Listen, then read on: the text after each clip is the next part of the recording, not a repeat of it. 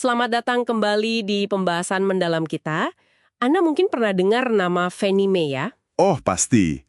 Nama besar itu, terutama terkait krisis finansial 2008. Betul. Tapi yang unik, Fannie Mae ini pernah loh jadi contoh perusahaan good to great. Nah pertanyaannya, kok bisa ya raksasa kayak gitu tumbang secepat itu? Iya, itu pertanyaan bagus. Menarik banget kasusnya. Hari ini kita akan coba gali lampiran khusus dari buku Jim Collins, How the Mighty Fall. Lampiran ini fokus banget ke kasus Fannie Mae. Oke. Tujuannya ya kita mau lihat jangan-jangan tanda kejatuhannya itu udah ada di dalam perusahaan jauh sebelum badai 2008 datang. Dan tentu apa pelajarannya buat Anda? Sip, mari kita bedah. Oke, pertama-tama penting nih dicatat. Kasus Fannie Mae ini kan adanya di lampiran buku Collins ya, bukan di studi utamanya. Kenapa gitu? Soalnya kejatuhan Fannie Mae itu terjadi setelah riset awal Collins untuk buku itu selesai di tahun 2005. Iya, jadi semacam adendum gitu ya, karena relevansinya tinggi banget sama krisis 2008. Collins merasa, wah ini kasus penting harus masuk. Nah, persis. Dan yang cukup mencolok dari lampiran itu perspektif para petingginya waktu itu. Collins sampai mengutip CEO Fannie Mae loh. Oh iya, bilang apa dia? Dia bilang kalau krisis ini tuh tak terpikirkan. Katanya gini, hampir tidak ada yang menduga apa yang akan datang. Tidak adil menyalahkan kami karena tidak memprediksi hal yang tak terpikirkan. Wow, tak terpikirkan ya? Iya, mirip banget kan sama analogi Titanic? Keyakinan kalau kapal super besar, super hebat, itu ndak mungkin tenggelam. Semacam rasa aman yang palsu mungkin ya. Ironis banget ya dengarnya sekarang. Nah ini dia nih intinya. Analisis Collins jadi relevan banget di sini. Meskipun benar ada krisis eksternal yang dahsyat, lampiran ini nunjukin bukti. Ada 3 tahap awal kejatuhan internal di Fannie Mae. Internal ya, bukan cuma eksternal. Betul, ini terjadi di awal 2000-an, sebelum 2008 itu. Tahap pertama, kesombongan lahir dari kesuksesan, atau Collins sebutnya hubris. Ah, hubris.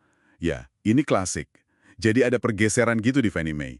Dulu, di era David Maxwell, mereka bisa jadi great itu kan dengan kerendahan hati.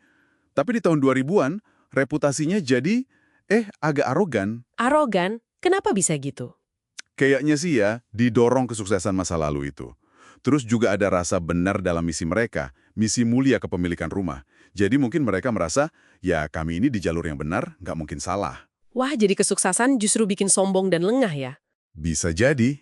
Malah seringnya gitu kan, merasa kebal karena pernah sukses besar. Oke. Masuk akal. Terus tahap kedua apa? Nah, ini nyambung. Tahap 2, pengejaran pertumbuhan tanpa disiplin.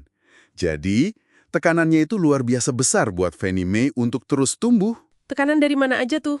Wah, dari mana-mana. Internal perusahaan sendiri, dari Wall Street yang selalu nuntut angka bagus, bahkan dari ranah politik juga, kan misinya bantu orang punya rumah. Jadi harus terus ekspansi gitu ya? Banget. Sampai mereka pasang target, ini gila sih. Pertumbuhan laba per saham naik 2 kali lipat dalam 5 tahun. 2 kali lipat, 5 tahun. Berarti Berarti target tahunannya sekitar 15%. Padahal pasar hipotek saat itu tumbuhnya ya paling 7-10%-an aja. Jauh di bawah target mereka. Tapi ini menariknya. gimana? Bukannya ngerem setelah terluka itu, mereka malah tancap gas. Masuk ke area yang lebih berisiko. Subprime mortgage. Subprime. KPR buat yang profil risikonya lebih tinggi itu kan ya?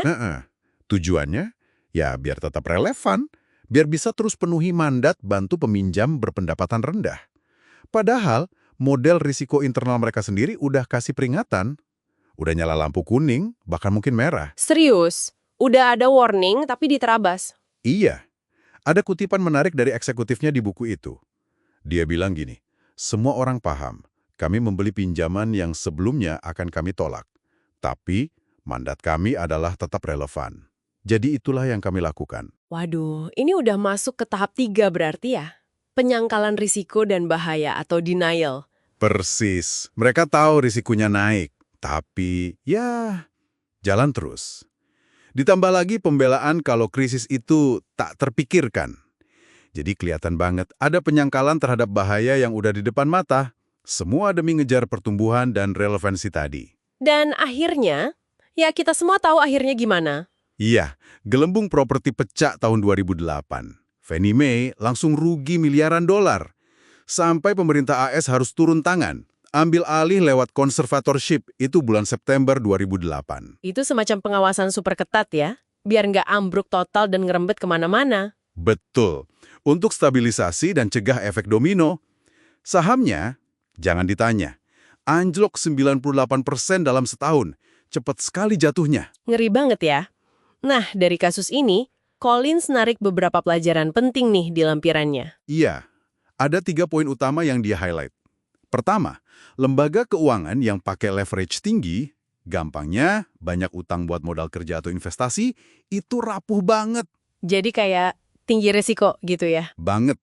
Begitu ada masalah, kejatuhannya bisa cepat sekali. Dari tahap 3, penyangkalan, bisa langsung loncat ke tahap 5, kehancuran atau kapitulasi. Oke, poin pertama. Yang kedua? Kedua, perusahaan yang udah nunjukin tanda-tanda sakit di dalam, kayak Fannie Mae ini dengan hubris dan pengejaran tak disiplinnya, itu jadi jauh lebih rentan kalau kena guncangan dari luar. Krisis 2008 itu ibarat pukulan telak pas pertahanan internal mereka lagi lemah. Jadi masalah internal memperparah dampak eksternal ya? Tepat. Ketiga, pola kejatuhan ini, kesombongan, pengejaran tanpa disiplin, penyangkalan, bisa terjadi di level industri. Tapi ini penting, bukan berarti semua perusahaan di industri itu pasti ikut jatuh juga. Ada yang bisa bertahan. Oke, jadi intinya kuat di dalam itu penting banget ya. Jadi kalau dirangkum, kesuksesan bisa bikin buta, bikin ngejar target gila-gilaan, terus akhirnya nutup mata dari bahaya. Kelemahan internal inilah yang bikin pukulan dari luar jadi fatal. Pelajaran mahal dari Fannie Mae. Mahal banget. Buat Anda yang mendengarkan, ini jadi pengingat kuat ya. Penting banget buat terus introspeksi. Lihat ke dalam, kenali tanda-tanda kerapuhan, mungkin ada kesombongan, mungkin targetnya mulai nggak realistis, atau ada penyangkalan terhadap masalah. Bahkan, atau mungkin terutama saat lagi sukses-suksesnya, atau pas semua orang nyalain faktor eksternal. Dan ini mungkin ninggalin satu pertanyaan buat direnungkan ya. Saat kita hadapi badai di luar, entah itu krisis ekonomi, perubahan teknologi, kompetisi ketat, atau apapun, seberapa sering kita terlalu fokus sama angin ribut di luar sana? Sampai kita lupa periksa kondisi kapal kita sendiri, jangan-jangan ada kebocoran kecil, ada keretakan internal yang diam-diam membesar. Mungkin justru kemampuan untuk jujur mengenali dan hadapi kelemahan internal itulah pertahanan kita yang paling kuat di dunia yang, ya, makin nggak pasti ini.